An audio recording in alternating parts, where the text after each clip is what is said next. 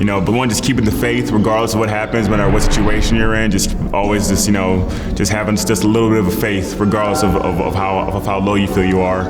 And another thing is not getting too high or too low, basically scenarios, not getting too down on yourself, and not getting onto the hype of everything. Different things like that, having a good attitude, because your attitude determines your altitude. Just, having good character, integrity, a whole bunch of things.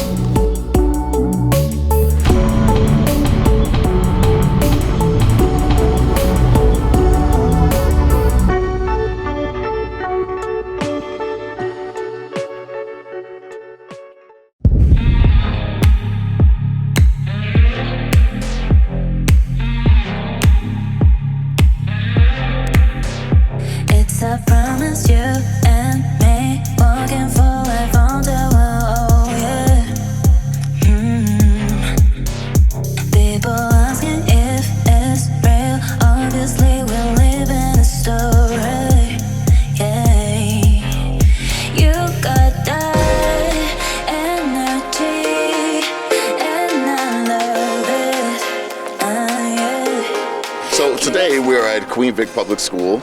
We are launching an initiative alongside Pascal Siakam, Penny Appeal Canada, and ourselves. We are giving about 30 computers, laptops away to different families here so that the kids will be able to run a coding program called Coding for Champions. It's a Pascal Siakam and Penny Appeal Canada initiative together to have kids come together and have an opportunity to receive these computers, learn more about coding, and in the end, keep the computers for themselves. Obviously, we know due to COVID, and not even due to COVID, due to absolutely more than that, families, we have students that are relying on one piece of technology for a family of over 2 children. So we have launched this program to essentially equip students with digital literacy skills that will enhance their careers forever. The best thing to do is just find a way to get them on an even playing ground, and I think it's most important to know that these kids will have an opportunity not only to learn about the coding, but then actually help with websites and learn how to make things go forward in their future and give them another door, another gateway in order to go through life in a futuristic way. As we know, we're all going digital, so better start them young. Coding for Champions was something that came about, just looking at the digital divide in Toronto and wanting to provide kids with opportunity to learn a new skill, and also for me knowing that technology is the future. And my dad was super big on education, and he always gave back, and for me to be able to continue that legacy is so amazing, and I'm just happy and I'm excited about it.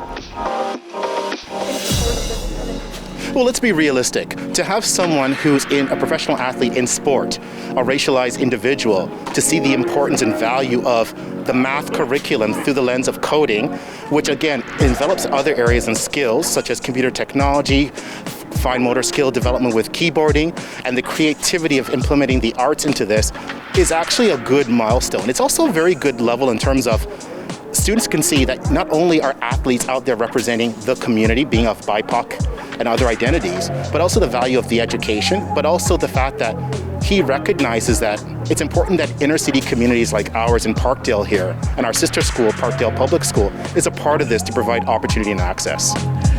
So what's really important as well too is to know that this is an initiative that we're so happy to be involved with PS43. It's Pascal's foundation that he has just recently started, and we're happy that we, as well as a young organization, a young charity, are able to sort of partner with him, who's sort of on the come up with his foundation. We're also there as well too, so we hope to make this a growing partnership with Pascal and Penny Appeal Canada. Coding for Champions means everything to me. Just being in the position that I am today, being able to help people, and my family also, helping me with that. It's an awesome project that I'm super excited of doing. And just to see the reaction, from the parents and them being super excited and knowing that, it's education is something that I'm focused on. So seeing them receive the way they did, it was super humbling, and I'm just excited to continue to do more, and hopefully we can achieve way more and have more kids, learn different things, and I'm excited about the projects that we have coming up with the PS43 Foundation, which is something that, I'm super passionate about, and my family is as well. Rocket Mortgage Mortgage Fieldhouse, formerly Quicken Loans Arena, and this got so familiar for the Raptors around this time of year, perhaps a little later under a normal schedule, those playoff battles with the Cavaliers. Now two teams that are on the outside, perhaps hoping for a last-second dash to get to be part of the postseason. Yeah, Brad, the Patrick McCaw era officially over in Toronto, but at least he can take with him the memories of a third championship. He was waived by the team on Friday after injuries derailed another season for him. He only appeared in 5 games. Now, despite that, Nick Nurse always seemed to have trust that he'd provide quality minutes as a reserve, but injuries just really plaguing him throughout his 3 seasons in Toronto, not able to get back on track. Now, to fill some roster spots, the Raptors signed Freddie Gillespie, G-League standout, to a 10-day contract. They'll also add Montreal big man Khem Birch, which the team just minutes ago released that they'll be signing him officially. Real deep fans may know what he looks like, but here's your first look at 6'9" G-Leaguer Freddie Gillespie, the other Freddie that Nick Nurse just referred to in his news conference. He has cleared NBA protocol, and he is available tonight. Again, the former G-Leaguer, another big body up front, and he will likely get an opportunity. Nick Nurse says we'll throw him in. It was good. I mean, I got to fly on a private jet. That was awesome. Finally got through COVID protocol, so that's always a big time. But now I'm excited to join the team and see what this is about. So we're looking forward to a good opportunity. From this to the left. How are you, bro? Doing all right. How are you? I'm great. Welcome to the team. I don't know. Thank you. Hey, that's for you. Okay. I don't like this stuff, by the way. Can you? No. Hey, Freddie, I'm going to find out what bus you're going to take, okay? I'll probably just text you that right now. Okay. This will go on the team truck if you want to put it on the team truck, which will be down there. Okay. Or bring it to the arena or whatever for just tonight. Oh, so we're not coming back to this hotel? No, that's right. We're going to fly right from here to New York City. Right from the arena to New York City? Yes. Okay. Cool? Okay, that's fine. So, a little room to chill. There's a meal right in there. Go on in, help yourself, say hi to whatever. Hey, what's going on? What's up, Freddie? How you doing, man? Doing all right.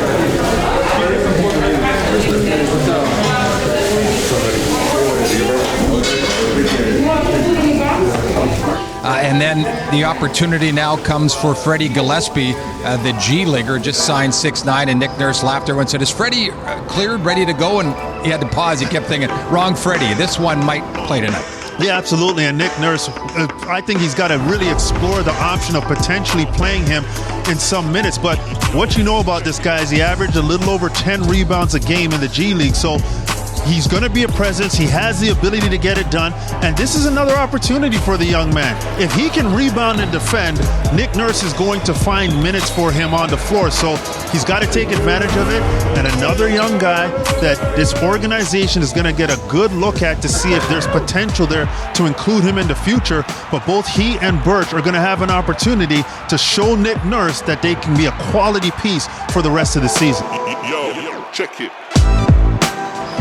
OG Anunoby, just a power move as he dunks over top Wade. Wow, that was power all the way. Raptors shooting 82% turnover. Watanabe on the run, driving, attacking with the left. Oh, what a move inside by Watanabe and a turnover. The Raptors have been outstanding. Oh, Utah, you did! The three-pointer is good. For the first time, we're seeing Freddie Gillespie wearing number 55 checking in. Gillespie signing with the Raptors on a 10-day, Leo. And what does he do? Rebounds. What do the Raptors need? Rebounding. And right to Freddie Gillespie. Freddie G goes down the lane. I like him, man. He's strong, physical player. Asking for a screen. Oh, what a move by Malachi Flynn. Doesn't use it, gets into the paint, looks off, and finishes. That's how we win. Freddie. Trent, how about Trent? He's got 41 now. He has had a night. He has been in a zone since the tip. The Toronto Raptors come away with a victory, 135-115. Malachi Flynn with a career best 20 points and 11 assists.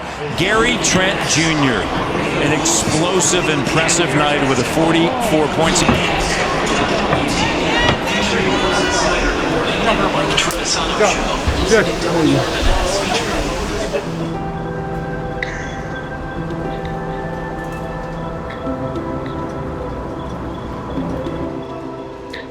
Second game of 4 in 5 nights for the Raptors, and this one takes them to the heart of the metropolis in the Grand Arena, Madison Square Garden. Khem Birch becomes the 6th Canadian to play for the Toronto Raptors. Certainly impactful when you think about his childhood, growing up dreaming of playing one day in the NBA for the Toronto Raptors, and that dream comes true. And 2 Montreal guys on the same team. It's fantastic, and he's a perfect fit for this team. Rebounds, gets after it, and he's a team-first guy. So it's going to be a good and interesting situation to watch as it develops.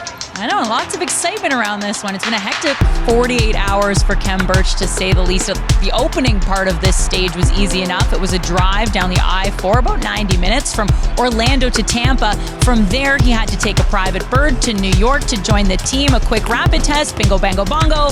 He's in the lineup this evening. Now, all of this has been extremely exciting. He broke the news himself that he'd be joining Canada's team, but I don't think it's quite sunk in yet just how monumental this is for him. Playing for this team means a lot to me. You know, me and my dad used to watch a lot of Toronto Raptors games growing up. We went to one, and he almost killed us because we had to come back from a 5-hour trip to Ottawa.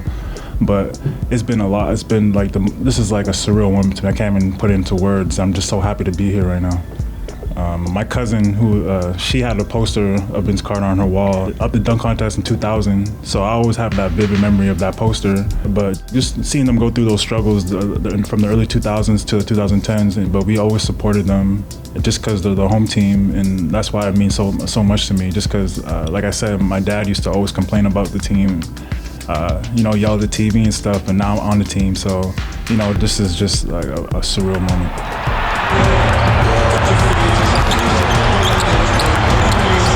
Khem Birch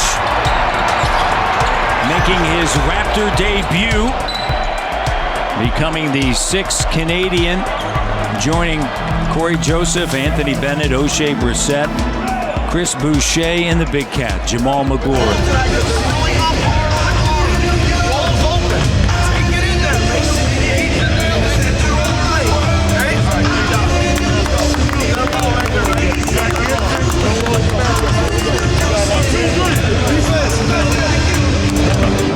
Backing up is Kyle.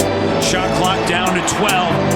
On the attack, blows by Randall and lays it up and through, and it's a 1-point game with under a minute to go. Burke sends it to Randall. Flynn there. Randall in the corner. R.J. Barrett, the made three, and a timeout taken by Nick Nurse. Big bucket for Barrett. Raptors fall 102-96. Tom Thibodeau and Nick Nurse. And the Toronto Raptors fall 102-96.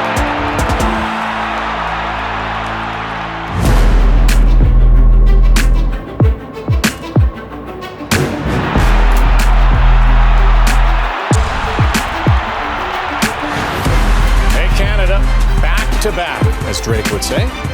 Raptors last night a loss, 1-11 on the second night of back-to-backs, but tonight they meet up with their old buddy DeMar DeRozan and the San Antonio Spurs. They met up on Boxing Day.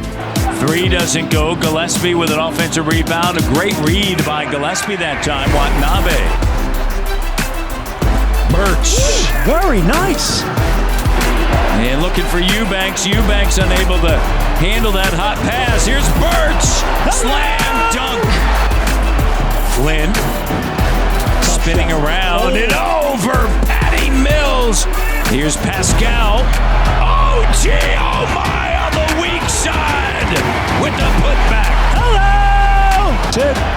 Raptors are going to come away with a victory against San Antonio, and they win their second game of the season on the second night of a back-to-back. and a season-high 54 rebounds for Toronto. 1, 2, 3. A fake out of Bacon. Here comes a screen. Working with it. Great dish. How pretty was that? Timing. Well, caught a drop, right? To Watanabe with 21 points and 6 rebounds. Great effort here. And Paul Watson with a career-high 30. And the Toronto Raptors come away with the victory, 113-102. Khem Birch had 7 points, 6 rebounds, 3 block shots against his former team in 26 minutes. But tonight was about the performance of Paul Watson Jr. Just great to see as the Toronto Raptors come away with a victory. They've won 2 in a row.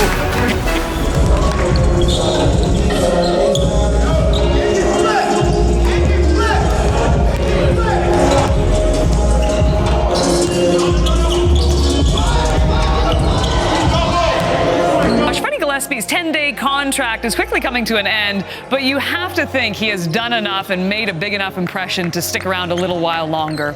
For sure, Kate. The 10-day expires on Sunday, and there's a good chance that he's still here on Monday, either at the start of a second 10-day or maybe even the beginning of a 2-year partially guaranteed deal. He's made a really strong first impression, and that's important for a guy coming in on a 10-day contract. You don't have much time to make that impression.